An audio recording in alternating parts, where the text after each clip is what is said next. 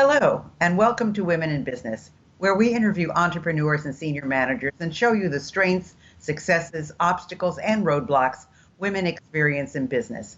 Since I believe every person in business needs to be visible, I'd like to invite you to watch www.sob6, that's the number 6, tips.com, which will give you some valuable information should you get the call to be on radio or TV, which I think is extremely important. If you'd like to contact me personally, drop me a line at Gayle Carson, that's Gayle, Gayle Carson 13 at gmail.com, or go to my website, www.spunkyoldbroad.com, and sign up for my weekly newsletter. Hi, everyone. This is Dr. Gayle Carson, and we're talking to women in business. And I have a wonderful guest today. But before we start with Ines, I just want to remind those of you who are interested in having a conversation with me about anything of interest to you, just go to my website, spunkyoldbroad.com, and go to the contact page, ask for a conversation with me, and we'll get in touch and make sure it happens. So I'm looking forward to that. My guest today is Ines Temple, and she is president of LHH Peru and Chile, the leading career transition and talent development organizations in both countries. She has provided outplacement services and HR consulting to executives and other workers throughout the world.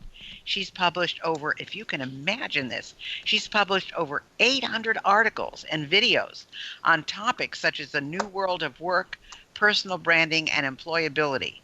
Her book, You Incorporated, Your Career is Your Business, has been a top bestseller among business books in Peru since 2012 and is now available in English. Wow, Ines, welcome to the show. Thank you so much, Gail, for inviting me. I'm so excited to be here with you today. Oh, well, thank you. Um, I have always believed in You Incorporated because I never really worked for anybody else. So I always believed I was in charge of my own fate.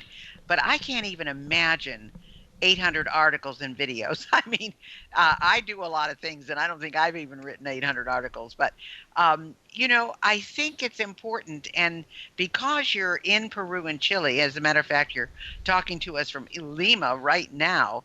Um, are there differences as you work with workers today? You talk about them continually having to cultivate themselves. What changes are you seeing in Peru and Chile as to what's happening? I mean, we are going through so much in the U.S. with the millennials and the new people and working with all the different generations together. What is happening where you are? Um, it's a great question, Gail. And interesting, what we're seeing is that the way the world of work is shifting everywhere in the world at the same pace. It's not that reality in Latin America is so much different from reality in Europe or Asia or the US, and especially uh, uh, in what's really coming to revolutionate the whole world of work, basically, which is technology, automatization, digitalization. All of that is creating a tremendous disruption in the way we work today and in the way we will be working in the next 2, 5, 10 years.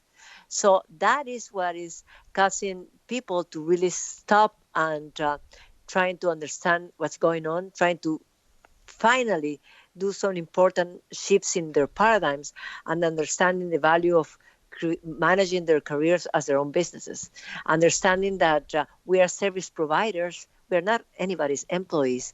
And because we are service providers and we're running our own businesses, which are our careers, we really need to keep up with what's going on very, very attentively. Well, I agree with you. I mean, I think that everybody needs to be in charge of their own fate and say, look, if I get up in the morning, even though I get a paycheck from a different company than me myself, I need to always be ready because no one knows. There's no guarantee. There's no guarantee of a job. And if I'm going to go look for another job, I better be up to date on all my skills. And I better also be able to say, this is what happened in the organization because of me. I mean, you have to take credit. If you found a way to reduce expenses or provide quicker service or whatever it is, you need to put your name on that so that people know that you have that ability. And I'm curious whether or not, I mean, I know there's a lot of things going on in Peru right now, and somebody said the other day, and I don't ask me who, I don't remember, but that Chile was such a wonderful, wonderful place to conduct business. I'm just wondering, with all the drama that's going on in South America now, does that affect the businesses that you work with? Not really. What's going on in Venezuela, which is very, very sad, and it's creating an awareness, I guess, in the whole world and in the continent that citizens are no longer accepting tyrannies or situations like that. But what really creates is a stronger awareness that everything impacts us. We live in a single world, and that single world is changing very rapidly. We have seen waves of change in the Industrial Revolution. There, several other big ones. But the one we are facing now, regarding, as I said before, what machines will be doing for us and our jobs, it's really the most tremendous change we have seen in the last, I don't know, 500 years or even more. So why do you think it's so important to consider ourselves entrepreneurs who provide professional services, even to our bosses? I mean, as I say, I've always kind of been that way. Even I think my first job was at the age of 13, and I created it, and then I created all my other jobs up until the time I went into business. I mean, real business for myself at 21. So from 13 to 21, I always created my own jobs. And I did it because I loved what I was doing, and I also wanted experience, but mostly I really loved what I did. So why do people, I think it's easier today too for people to consider themselves entrepreneurs, but why do you think it's important? I think it's very important because when we are making a paycheck every month, we tend to feel secure. We tend to feel safe. We tend to become a bit of complacent, and we really estimate that we can plan ahead our lives because our job will be there if we behave well and if we are productive and we have a good attitude and all of that. But that's not reality, in the sense that there is not a single company in the world that can make itself sure or secure for life. They cannot offer us a position for life, or I may decide to leave tomorrow. So I really need to understand that security that we all long for will come not from having one client, one company that pays our services, but to be able to have new clients, to sell new services to new clients whenever we are needed. Not everybody has a thought about being an entrepreneur, or may not be in that position at this moment. Most of the people still work as employees of other people's businesses. But for those, or the ones who work in big companies, large corporations, small businesses, small family businesses, the thing is this, the problem is the same. We really need to understand that we are running our careers and our business. Nobody's going to take care of us. We have to do it ourselves. And in order to do that, we need to, as I said before, to make this shift in our paradigm of what is a job, what is the work, for what the work means for me, and what can I do to remain relevant, to be able to learn faster, to be able to have all the abilities and the skills and the accomplishments that the marketplace requires, together with my reputation and my personal brand. So, you deal with hundreds of people. So when people come in to see you, Ines, and, they're looking for either to make a change or, get into something new, what do you feel their biggest issue is? I mean, what's their biggest lack? What do they need most? And what is their biggest strengths? Most people, I will say a large majority, don't know what they really want to do. They haven't done a business plan for their own lives or their own careers. So they have been living like in a remote control. They haven't made That's decisions. So good. I love that. They haven't been making the decisions themselves. So the first thing that we ask them is to stop, to look inside, to really understand the value of being loyal to themselves, and to really understand what is that they really want to do. What do they really enjoy doing? What are they good at doing? What have accomplishments they have had? How can I, what they would love to do today and in the near future. And when that goal, that destiny is created or defined, then we can start helping them to achieve that goal, to get to that destiny, and to create that uh, uh, group of accomplishments, or organize them well, of skills, or maybe new skills that they have to find for themselves in order to get there, and obviously start working on their personal marketing, and their personal brand. So, how does the act of defining our individual idea of success make us more likely to achieve it? Because most people, again, are working with, are defining themselves and their lives with old paradigms that are not longer valid, or another, a large group also haven't had the time or the opportunity to really think, what is that success is for me. And success is basically a combination of factors, of my personal life, my spiritual life, my business life, my family life. What is more important for me in this moment? What is going to be more important in the near future? So that right combination has to belong to us, not to our spouse, not to our parents, not to our children. It's what is that I really, really want to do with my life. And that's being loyal to ourselves. And once we start working at something that we enjoy doing, you know, being who I am, and doing the things that I really enjoy doing. And if I start dreaming that I can get more and more of that, success starts showing up. But not, it will not unless we define it. Well, that brings me to something I want to ask you. It's a big women's movement here in the United States, and of course, I didn't even recognize any of these things because I've worked my entire life and I've always been in business and I've always been in a leadership position. But what's the circumstances of women in both Peru and Chile? I guess the circumstances are that women are waking up in a sense of becoming more aware of their dreams and their goals, and becoming more and more convinced that there's nothing that can stop us from doing whatever we want to do. Uh, there has been a lot of violence against women everywhere in the world, and there has been a lot of opportunities that we women haven't been able to get. But I guess that's stopping, because every single woman, even those with less education, are standing up, standing on their feet, and deciding that it's now time to control their lives, and to go wherever we really want to go. So if we faced machismo in the past, I guess everywhere that it's dying. It's not dead, but eventually it will be. Wow, that's great. And it's really interesting to know how it's having its impact worldwide now.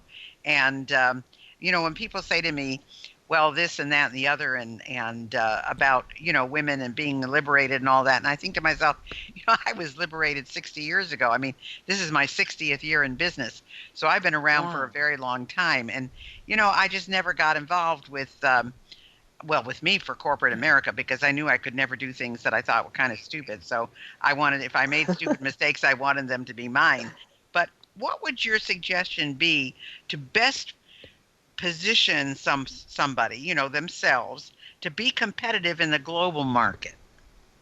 I guess that we need to understand the sector that we like, or the sector that we like to go to, and understand what is that sector requires, what abilities, what experience, what strengths, what weaknesses are they willing to accept, or the ones they are not willing to accept. And once we understand our marketplace, we can start preparing for that. I guess that's very important, to stop and analyze things a little bit, instead of just jumping into the first position or job that's offered to us, and be analytical, and making a plan about our lives, our career, our businesses, just the way you have done it so successfully for such a long time, Gail. And that ability to look beyond tomorrow, beyond next week, beyond the next month. And I know it's hard when you are short on money and you are living on a paycheck from month to month. But still, in order to plan for our future, it is important that we look ahead of time and prepare for to be ready to be where we want to be. I mean, not just stay in today, which is something that's very common. Wow, you are so right. There's an old adage that says people spend more time planning their vacation than they do planning their lives. And I think that's true. I mean, That's a it's so hard for me to imagine that people don't plan, that they don't look around them and see, where do I want to go next? What is it going to take to get me there? Do I need to have more training in something? Do I need to get a different kind of degree or certificate? Who else is in my area that's doing this? Where can I go? I mean, they just go, oh my gosh, I don't have a job anymore. What do I do? And I think people like you can really, really help them. So when someone comes in to see you, Inez, what's the first thing you tell them? well, I normally start asking them about their life story, what they have done, where do they come from, and again, where are they looking forward to go.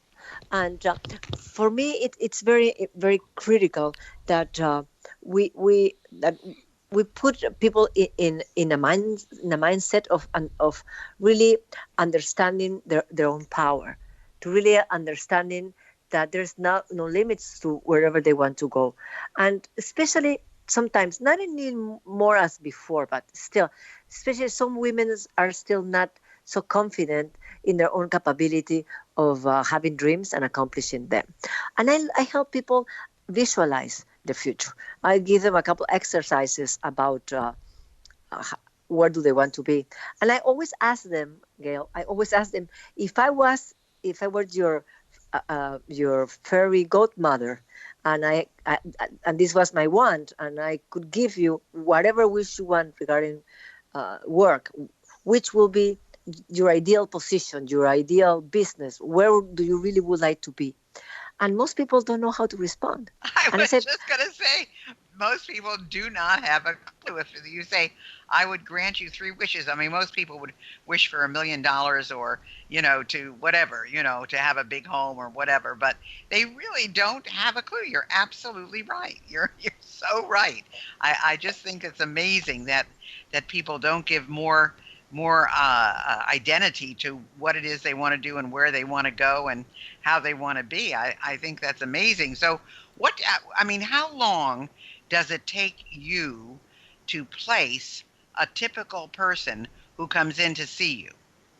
it all depends on their level, on how much they were making, and especially where do they want to go.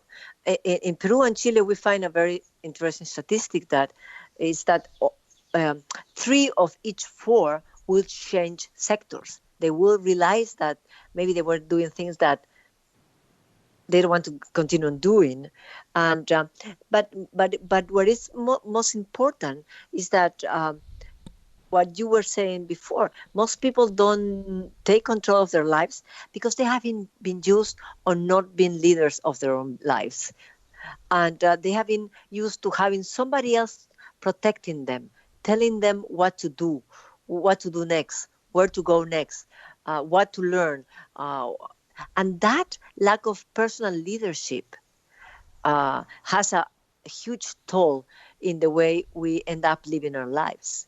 So, it's like we say in Spanish, taking the bull by the horns, which means really facing yourself up in the mirror and saying, okay, what is that I want to do with my life?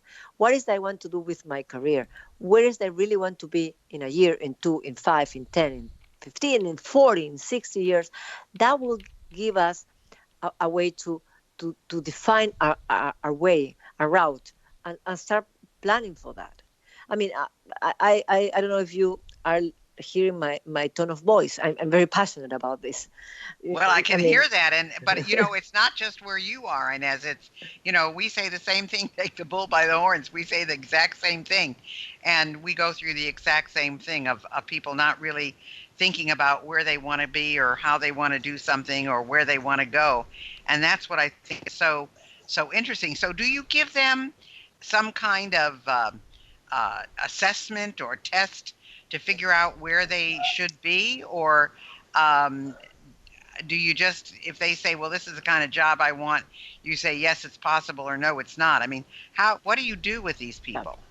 yes, I've been working with LHH for over 25 years, and we have offices in 67 countries around the world. So there we have a very clearly defined methodology that helps people define those goals, assess themselves, assess their contributions and the value they have added to help them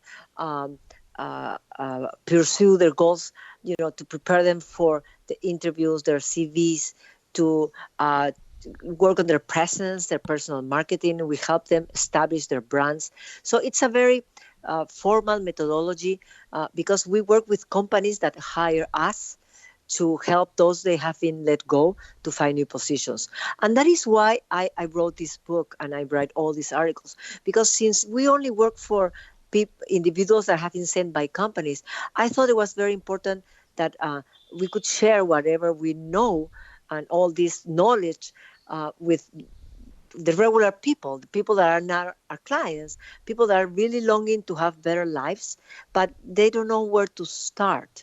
And I guess that's why the book has been so successful in Latin America, because it gives very simple, very easy to read advice and a lot of funny stories about how to embrace in this personal leadership path and how to start making the big decisions for our lives that will make all the difference in the outcomes of how we live, how our family relates to us, and that personal internal happiness that we deserve. Well, we only have about 2 or 3 minutes left, Inez. So tell them, how can people reach you? Where can they find your book? Do you have something that you'd like to give the listeners, that you'd like to offer to them? Whatever you'd like to say now. Let us know the best way to deal with Inez. Thank you, Gail. You're really so kind. The book in English is called You Incorporated.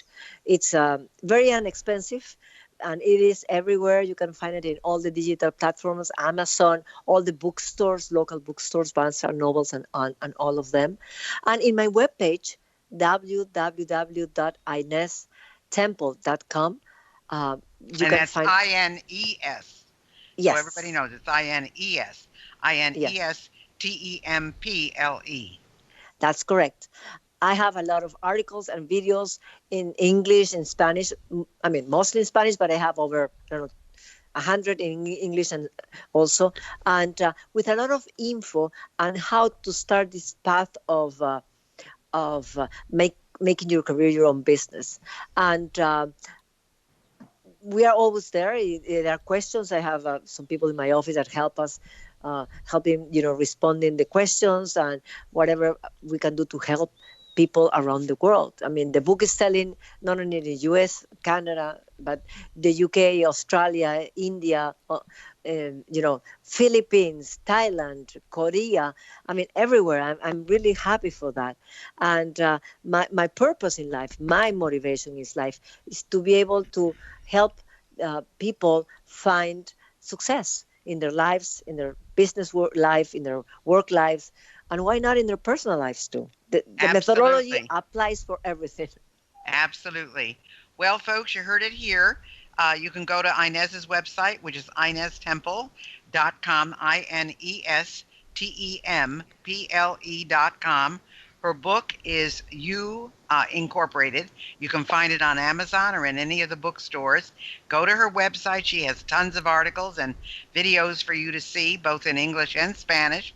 So there's no reason for you to not get the information that you need if you're looking to transform into another industry or business or just for yourself. And again, as far as I'm concerned, I'd love to hear from you. So go to my website, spunkyoldbroad.com. Go to the contact sheet. Let me know if you'd like to have a conversation. We can do it on the phone or through Zoom or Skype or however works out best for you. But I really would like to talk with you. So I really appreciate that.